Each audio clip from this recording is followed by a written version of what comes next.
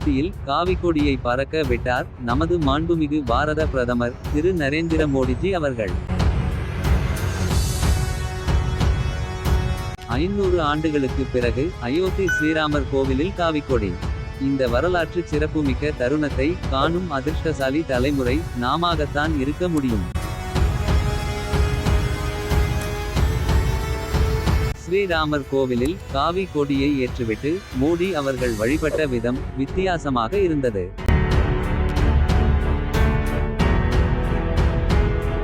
இது எந்த மாதிரியான வழிபாட்டு முறை என்று தேடியதில் கிடைத்த தகவல். இது ஒரு முத்திரை என்றும் இந்த முத்திரை பெயர் நாக ஹஸ்தா கம்பனா என்று அழைக்கப்படுகிறது. இது ஒரு நாகப்பாம்பின் அசைவை போல விரல்களை நடுங்கச் செய்து குண்டலினி சக்தியை எழுப்புகிறது.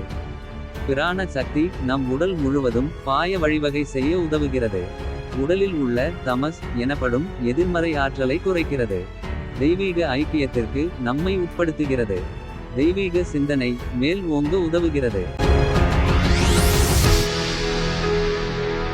இடுப்பு வரை மனித உடலும் இடுப்பிற்கு கீழ் பாம்பு உடலை கொண்ட பதஞ்சலி முனிவர், இலக்குவன், பலராமன் ஆகியோர் ஆதிசேஷனின் அம்சமாக பிறந்தவர்கள் என இந்து புராணங்கள் கூறுகின்றன. இறைவனை வணங்கும் போது மேலிருந்து கீழாக 2 கைகளையும் கூப்பி வளைந்து வளைந்து வணங்கினால் நம்மை சுற்றியுள்ள பிரச்சினைகளிலிருந்து தப்பிக்க முடியும். நாகஹஸ்தா முத்திரையை பயன்படுத்தி இறைவனை வணங்கினால் சித்தர்களின் அருளும் கிடைக்கும். மீண்டும் சந்திப்போம். நன்றி, வணக்கம்.